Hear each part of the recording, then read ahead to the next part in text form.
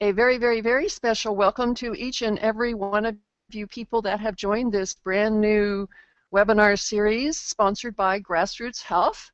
We are checking just to make sure everybody can hear us. There's a little raise your hand button. Please raise your hand if you can hear everything just fine. Fantastic. Welcome to our Grassroots Health webinar series where our vitamin D scientists will be answering your questions. Today we have the pleasure of Dr. Cedric Garland, one of the world's leading experts on vitamin D and cancer, a professor at the University of California, San Diego's Department of Preventive Medicine, and also the primary investigator of the Grassroots Health D-Action Project as our expert on how could vitamin D prevent type 1 diabetes. Dr. Garland, a very special thank you for coming. We are eager to hear about your research on this and followed by answers to the audience questions. And without further ado from me, Dr. Garland, let's hear from you. Thank you, Carol. It's a privilege to be here, and I'm glad our message is going out to people interested in vitamin D and friends across our continent and possibly beyond. It's a pleasure to be on this webinar.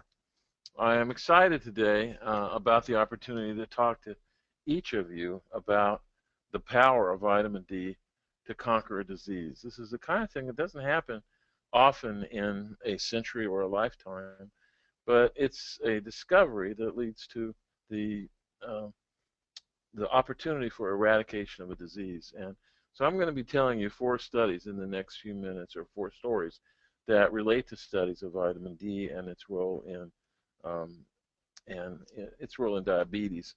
We started out this endeavor and are still mainly committed to showing vitamin D can prevent cancer of the breast, particularly ductal and lobular adenocarcinoma. But along the way, we decided to see if there might be complications for people who were taking vitamin D from the vitamin D itself.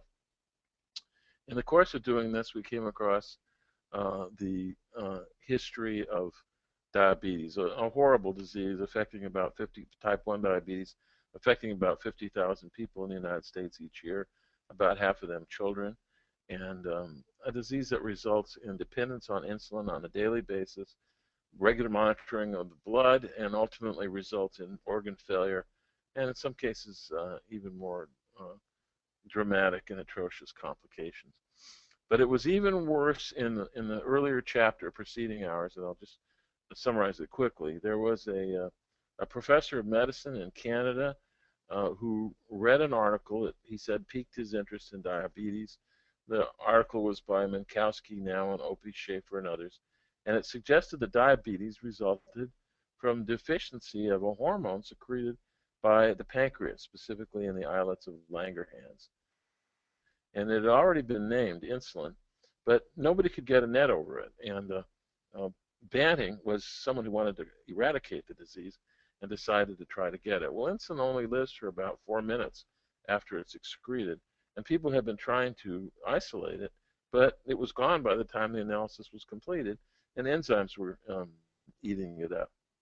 And so Banting recruited a medical student. He had 2 applicants. One of them was a fellow named Best, Charles Best, and together they worked very hard and managed to isolate insulin from the pancreas of a dog, gave it to a person, and they arrested the process of diabetes.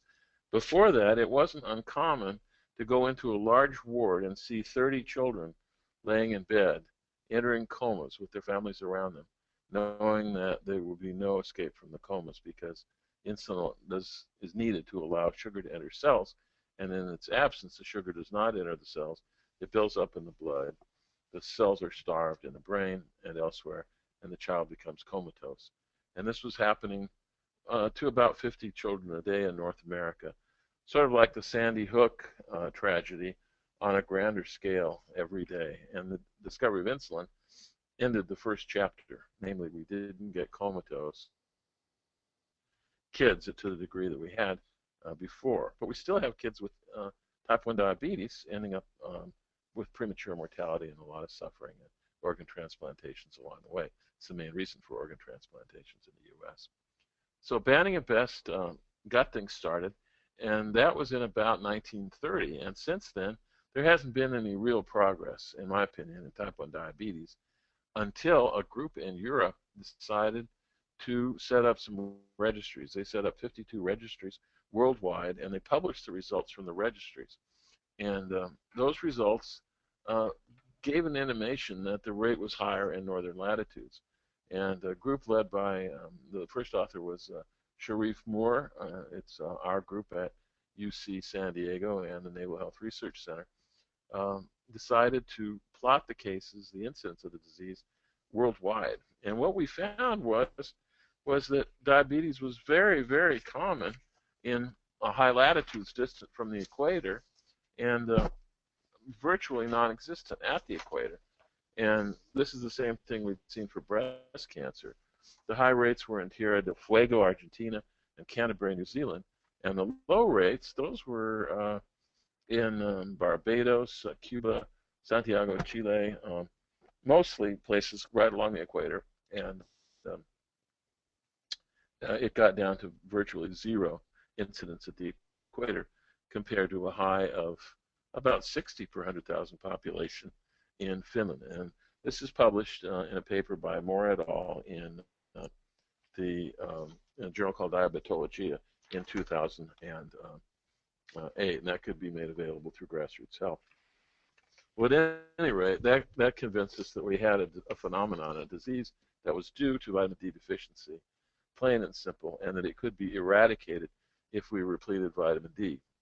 But even after we published the paper, people doubted it. And but had the Europeans not done the diamond study, we couldn't have plotted the incidence rates by latitude and confirmed that it was in fact a vitamin D-related disease, plain and simple.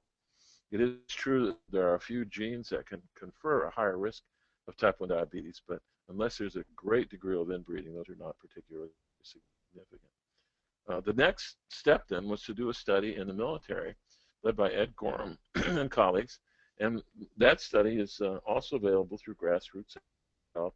It's published in Diabetologia in 2012, and that study involved collection of blood from 1,000 people who developed insulin-requiring diabetes and a healthy control, matched to each case on the date that the blood was drawn, plus or minus 2 days, and a very tight match on the date the blood is drawn, because the study involved access to several million samples of serum that are frozen from all military personnel.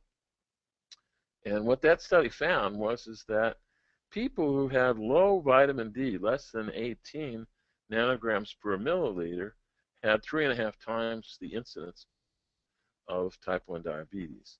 And the reference for that is Diabetologia 2012.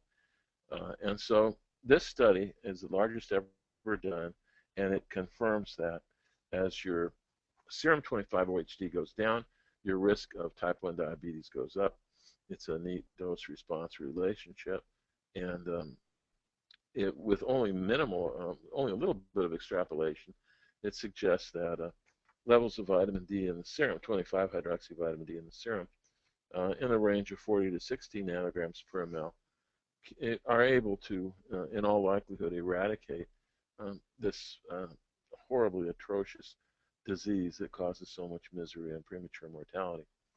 So that study, I think, establishes definitively, in my opinion, that vitamin D can prevent type 1 diabetes. And there's talk of doing clinical trials, but I think it would be a shame to do a clinical trial, since we know through criteria for causality established by A.B. Hill in observational studies that we can prevent type 1 diabetes. Well, then a question often arises, well, how does it work? Why is the incidence of diabetes essentially zero down near the equator, and even places a little distant from the equator, 22 degrees in Cuba, it's only 3 versus 60 in Finland? Well, there was a natural experiment that helped with that. In Finland, babies were given 4,500 international units a day of vitamin D at birth, and that continued throughout childhood. And when they did that, their incidence rate of diabetes was similar to that in San Diego, about 10 per 100,000 per year, ages 0 to 19. But wanting to copy the United States, they successively decreased the dose of vitamin D to 1,000 international units, and then they took it down to 500, and they took it down to 400. And each time they decreased it, the incidence of diabetes shot up. And now they're only giving 400 IU to infants, and the incidence rate is 60, which is the highest in the world, with the exception of an inbred population elsewhere in Europe. But of any country, it is definitely the highest. And very few places come near. The incidence in San Diego is about 10 per 100,000. In the middle of our continent, it's about 20 per 100,000. And when you get up to New York and Boston, it's about 33 per 100,000 population. And it has the strictest concurrence with latitude of virtually any disease that's been studied. So how does it work? Well, we believe the way it works, we've developed a theory called the dyad theory, D-I-A-D, that says that it works in surprising ways. There's actually two mechanisms. One is that the DIAD theory, and I'll just go through the steps. The first step is the destruction of the membrane surrounding the islets of Langerhans, and that happens when there's vitamin D deficiency. In the same way, bones aren't adequately formed during vitamin D deficiency, or that the cells that ultimately become cancer aren't adequately self-adherent to prevent the cancer. So the first step is destruction of the membrane. That's due to vitamin D deficiency. The next thing that happens is invasion of the islets of Langerhans, which make the insulin, by a viral or possibly a subviral particle that stimulates an immune response by the child's own body. And then the next step is autoimmunity, when the immune response overshoots and starts killing the islets. And many cells in the body you can kill.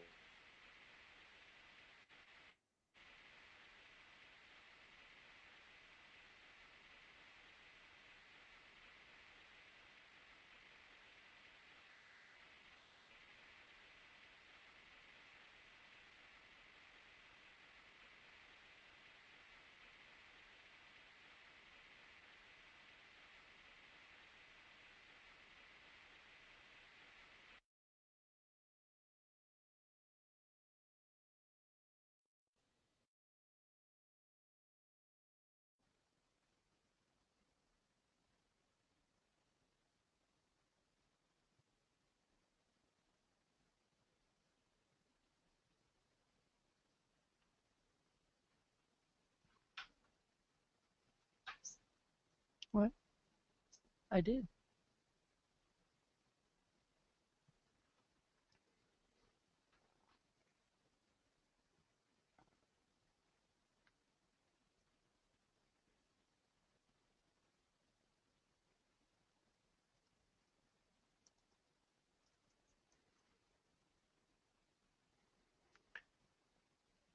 Ladies and gentlemen, in case you can hear me, we are trying to find out what happened to the sound with Dr. Garland. Hopefully it will just be a few seconds and we'll get this solved for you. Thank you so much for hanging in there. I'm sorry this happened, but sometimes it does. I'm glad you can hear me. Thank you. We have a tech support person right there with Dr. Garland who is addressing this issue right this minute. And this is Cedric There we Garland. go. I'm ready to answer questions. All right, Dr. Garland, go ahead. Okay, what's your first question? Dr. Garland, hang on just a minute. We missed the last few minutes of your talk. Could you please kind of pick up about step 2 or 3 when you were describing the process, and then we will do the questions? Oh, the process. Yes. Okay, so the first step when vitamin D is deficient is that the membrane surrounding the islets of Langerhans is weakened due to vitamin D deficiency. It has holes in it. And when it does, viruses or even subviral particles can and do invade the islets. They cause something called insulitis or an inflammation of the islets. Antigens are presented at the surface of the cells of the islets, and an immune response occurs. And unfortunately, that immune response goes too far. When it goes as far as it does, we call it autoimmunity, because the immune system is killing the islet cells. And finally, the last step in the DIAD, the dyad theory, is death of the islet cells due to the autoimmune attack. So we know how vitamin D works, and there are animal models that demonstrate this mechanism. Vitamin D also prevents well, separation of in addition to preventing separation of the cells, it also upregulates peacemaker lymphocytes. And these are wonderful white blood cells known as dendritic cells, first described in great detail by Adderini in Italy, that are peacemakers that move in and inhibit the immune response, causing the pancreas to survive, the islet cells to survive, despite insulitis and invasion. So vitamin D prevents diabetes in at least two ways: by preventing the weakening of the membranes around the islet cells, but also by increasing the population of peacemaker lymphocytes. And it's rather like breast cancer. We found 10 mechanisms by which vitamin D is able to inhibit breast cancer. For diabetes, so far it's 2, but I expect that the list will grow. So that's all I have to say, and I'm available for questions. Thank you, Dr. Garland. We have a set of questions that people ask ahead of time, which we are going to go over to start with. And if we run out of time on these, we will take questions from the audience that we have been getting as you have been talking. So everyone in the audience should now be able to see the questions. And Dr. Garland, I'm going to read each one of them one at a time for you to answer, just so we can record these. So number one is, what percentage of type 1 diabetes would be prevented if everyone had optimal levels of 25-OHD of 40 to 60 nanograms per milliliter? Well, at least 95% would be prevented. And the basis for this is the study of incidence of diabetes by latitude by Moore et al. And that study found that the incidence drops to 0 and near the equator, and is, as I mentioned before, 60 at 66 degrees from the equator. So there's no lower limit to how much is preventable. Virtually all, but to be conservative, I would say 95%. Number two, what is the optimal vitamin D blood level for diabetics and people at risk of type 1 and type 2 diabetes? Well, it's the same as it is for everyone, in the range of 40 to 60 nanograms per milliliter. All right. We have gotten a number of what I would consider safety questions, which I've grouped mostly all into one, but it's, is it dangerous to take too much vitamin D, and how much is too much? Well, of course. But most of the adverse effects we see are with taking 2 million international units a day, and this usually happens because vitamin D, 2,000 international units of vitamin D, is the same as 50 micrograms of vitamin D. And some people have made mistakes in making their pills, and they've written 50 milligrams of vitamin D, which is 1,000 times 2,000, or 2 million international units. In the most famous cases in New York, the Gary Null case, a vitamin manufacturer who incorrectly, as it turned out, wrote milligrams instead of micrograms, and started taking his own supplements that contained 2 million IU a day of vitamin D. Eventually, his feet began to hurt, and he had some other complaints. And most of the other studies, if you look in the literature, that one's anecdotal, but the serious studies of the disease have found that generally, when you see clinical signs, the people are taking more than 1 million IU a day. But to be on the safe side, the National Academy of Sciences says not to take more than 10,000 international units a day. And we endorse that position, although we feel that in the next decade or two, it will probably go up somewhat from that. And many doctors now give their patients 50,000 international units per day if they're not yet in the 40 to 60 nanogram range, to achieve repletion before a disease occurs, or to help treat a disease that's beginning. So how much is too much? I would say, for now, we'll say more than 10,000 IU a day is too much. No toxicity has been demonstrated below that, but most people are not likely to encounter that. And a 1,000-fold range of toxicity versus benefit is true for almost anything that we could swallow. It would happen with water, aspirin, almost anything in life would be toxic if taken at 1,000 times the appropriate dose. One of the added things that I will add, this is Carol Baggerly speaking, is the measure of toxicity is the serum level, not the dosage. And people should be looking at what their serum level is, and there have been studies demonstrating that there have been no toxic potentials when the serum level is less than 200 nanograms per milliliter, and also based on research that Dr. Garland himself has done with the Grassroots Health cohort. It's very hard to get that way. It takes an awful lot, and so again, pay attention to what the serum level is as well. So the next question is, how much vitamin D supplementation is required to help prevent type 1 diabetes in a 5-year-old child? Is calcium supplementation helpful for synergistic results? The best guide for the appropriate amount for a child is the National Academy of Sciences TULI, which is the tolerable upper level and for use every day in children or adults. And it's for a 5-year-old child, it's in the range of 2,000 to 2,500 IU per day. It starts at 1,000 IU for a newborn infant and works up to about 2,000 IU at age 2. And by age 9, and for all older ages, children and adults, it's 4,000 IU. But the best answer to this question is that the level should be measured in the serum. And it's not so much the number of international units, but rather the serum level, which should be at 40 to 60 nanograms per ml for everyone. And that should be tested annually, preferably in February or March at the low point in the vitamin D cycle. Okay. The next question is, I have seen dramatic improvements in a diabetes type 1 patient, raising his vitamin D levels and parallel raising levels of magnesium, P5P, vitamin B, chromium, zinc, and so on. It looked like regeneration of beta cells. Did you see such a regeneration before? Well, it's wonderful to hear this case report. Beta cells were once thought to be unable to regenerate, but it turns out that there is the possibility of regeneration of beta cells. And there's no question about this, that they could regenerate or at least come back to normal potential during the honeymoon period that occurs in many children where they are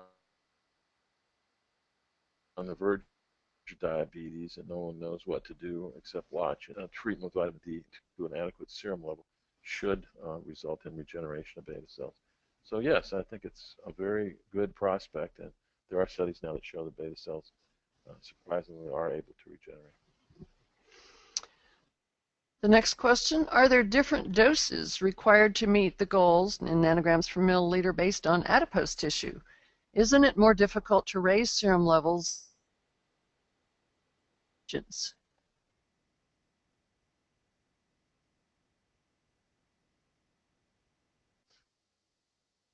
So it's key to measure the level in February or March and be sure to scale up the dose as needed according to the body mass index of the patient. But generally speaking, it will require at least 50% more than the standard intakes, and really does more than ever require the measurement of vitamin D in the serum, 25 OHD in the serum, and titration of the dose to maintain 40 to 60 nanograms per ml. It's crucial. Okay. What is necessary to get the U.S. to supplement children at the rate Finland did in the 1960s? Leadership is what's needed to do that. We have the information. We have a paper in the American Journal of Preventive Medicine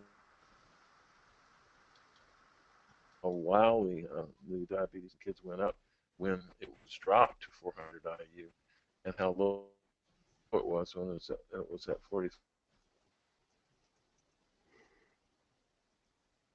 For our political leaders at the highest levels to say, as Kennedy did, as JFK did, that we needed to get to the moon, not because it was easy, but because it is hard, that we need to eliminate breast cancer, diabetes, bowel cancer, and other diseases that can be eliminated with vitamin D. And until that leadership occurs, we will depend on people at the grassroots, you and me and the people listening to this conference, to serve as ambassadors for the idea that kids don't need to get diabetes any more than adults need to get breast cancer. Another question, Dr. Garland, how bad is it if your serum level is at 9, and I assume that's nanograms per milliliter? How can you get a high enough dosage to get it in the normal range? Well, it's terrible to be at 9. That's 3 to 4 times the risk of diabetes, of cancer of the bowel, cancer of the breast. Our ecological studies show that's true for cancer of the kidney and bladder, adult leukemia. It's just terrible to be at 9, and it's an urgent, in my opinion, an urgent medical problem. If it is at 9, it's like your blood pressure is shooting up into the wild heights of blood pressure. It should be treated immediately with enough vitamin D to achieve the benefit. And the questioner asked whether 50,000 units is enough per day. Apparently it's not. And for that individual, higher doses in the range of 100,000 under monitoring or even more would be needed.